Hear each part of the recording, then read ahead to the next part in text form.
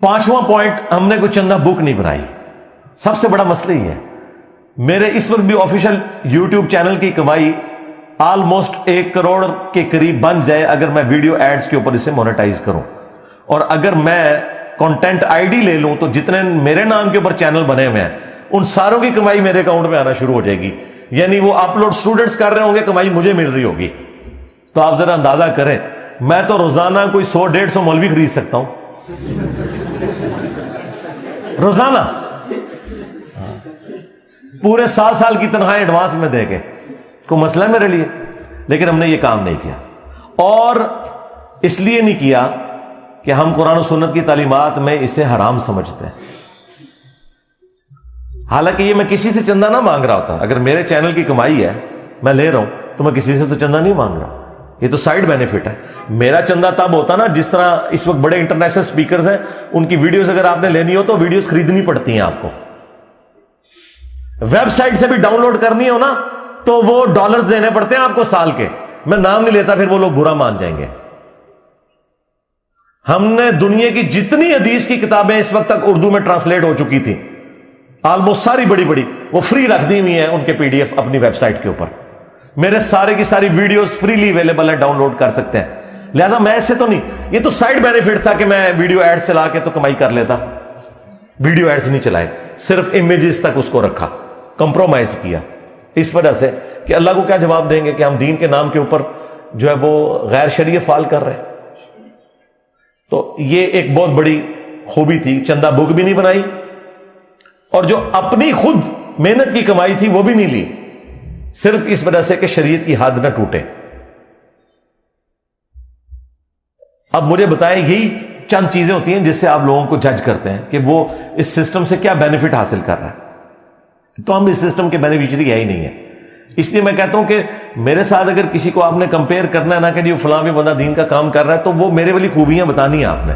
पहली जो ये खूबी है ना चंदे वाली, इसमें सारे फेल हो जाएंगे। कोई एक बंदा नहीं आप बता सकते जो चंदा ना लेता हो।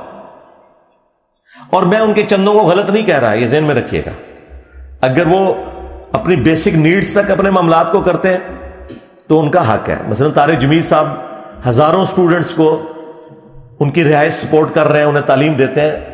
उनका साल का बजट 155 मिलियन है। साल का बजट 10 लाख का 1 बिलियन होता है। 155 मिलियन एक साल का उनका बजट है। ये मैं 2 साल पुरानी बात कर रहा हूं, अब नहीं मुझे पता क्या है। डॉक्टर जाकिर नाइक करोड़ों में चंदे लेते हैं, उन्होंने अपना बैतुल माल भी कायम कर लिया। और भी आप नुमान अली खान तो छोड़ ही दें, क्या हालत है, अरबों में है बात। कोई एक बंदा भी नहीं है।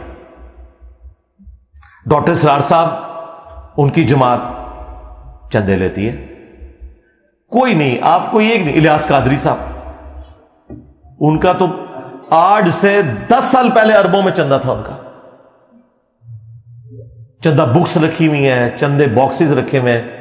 हमने कोई ऐसी बात नहीं की हुई। क्यों? इसलिए कि हम नहीं चाहते कि कोई शख्स हमें कल को ये ताना दे कि ये पैसे कमाने के लिए इसने सब कुछ किया। अब भी अगर आपको यकीन ना है कि हम अपनी दावत के साथ मुखलिस हैं तो अपनी अकल का इलाज करवाएं। हां, इसके बाद फिर ये लोग ये कहते हैं कि जी इससे यहूदो नसारा से, एजेंसी से फंडिंग होती है। यहूदो नसारा आपको ये कहेंगे कि कुरान, बुखारी और मुस्लिम पढ़ो तो तुम हिदायत पा जाओगे। हां, और यहूदो नसारा के एजेंट वो हैं जो कहते हैं कुरान डायरेक्ट ना पढ़ना, गुमराह हो जाओगे। हां, मुझे बताओ, अगर आज कोई यहूदी आके आपको कहना कुरान नहीं पढ़ना मुसलमानों, ये किताब पढ़ के इंसान गुमराह भी हो सकता है, तो हम पूरे मुल्क के अंदर रैलियां निकालेंगे उसके खिलाफ। और आपका हर मौलवी मेंबर पे आके क्या कह रहा है, कुरान डायरेक्ट नहीं पढ़ना, गुमराह हो जाओगे, डायरेक्ट बुखारी नहीं पढ़नी, गुमराह हो जाओगे। और आप कहते हैं सुभान अल्लाह, मुफ्ती साहब ने फरमा दिया। ये है यहूदो नसारा के एजेंट।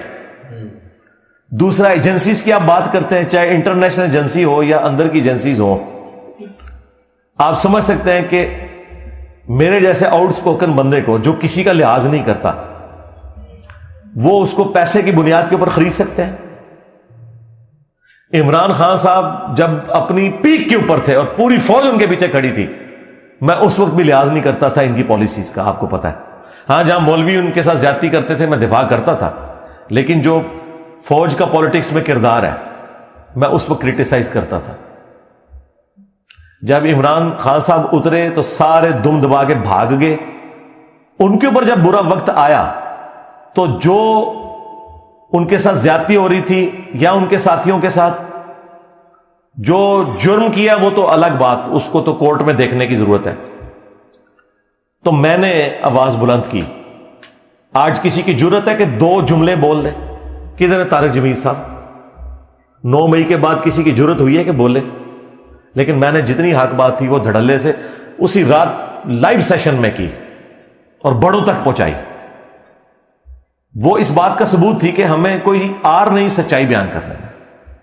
ٹھیک ہے، ابھی تو کئی باتیں یار میں اس کو کیمرے میں کرنا نہیں چاہتا ورنہ اور مسئلے کھڑے ہو جائیں گے. تو کسی کی جرت نہیں کہ ایسا کو معاملہ کرے. 1 روپے کے کسی کے روادار نہیں ہے. یہاں ہزاروں، اب تو میں کہہ سکتا ہوں لاکھوں لوگ ہو کے جا چکے ہیں. سب کو ریسرچ پیپرز فری دیے ہیں، سب کو دودھ پتی پلائی ہے فری. جو صبح جلدی آتے ہیں انہیں ناشتہ بھی کرواتے ہیں، سموسے بھی، سب کچھ اپنی جیب سے کرتے ہیں. یہ وہ واحد خانقاہ ہے توحید کی جہاں پر چندے لیے نہیں جاتے بلکہ اپنی جیب سے کھلایا جاتا ہے. ہاں، آپ یہ جو صوفیاء کی خانقاہوں کی بھی بات کر رہے ہیں نا کہ وہاں فری کھانا کھلایا جاتا ہے، نا نا نا نا جناب. جو بندہ آپ سے 1 لاکھ روپے لے کے آپ کو 1 روپے آپ کے اوپر لگا لے اور آپ یہ کہہ رہے ہیں وہ فری کھلا رہا ہے. آج داتا دربار کے چندے بند کر دیں، آج پاک پتن کے آپ چندے بند کر دیں. یہاں کوئی صفائی کرنے والا بھی آپ کو مل گیا تو مجھے پکڑ لیجئے گا. یہ دربار چل رہے ہیں چندوں کے اوپر، اور جدھر 150 بندہ صرف نوٹ گننے کے لیے بیٹھا ہوتا ہے شام کے وقت، اگر وہاں پہ 2-4 دیگیں جو لوگوں نے فری چڑھائی ہوئی ہیں وہ آپ کو کھانا کھلا دیتے ہیں تو آپ کیا کہہ رہے ہیں یہ بابا جی کر رہے ہیں؟ بابا جی تو خود آپ کے چندوں کے اوپر چل رہے ہیں. ہاں، باباؤں کے بابا آ گئے آپ. ہاں، تو یہ سارا فراڈ ہے. یہ آپ لوگوں نے کبھی غور ہی نہیں کیا تھا کہ آپ سے لے کر یہ سلطانہ ڈاکو والا کام کر رہے تھے. ہاں، امیروں سے لے کے غریبوں پہ لگا دیا. یہ غریبوں سے لے کے تھوڑا سا غریبوں پہ لگاتے ہیں اور کہتے ہیں جی وہ بابا جی کھلا رہے ہیں. کوئی بابا نہیں کھلا رہا بھائی.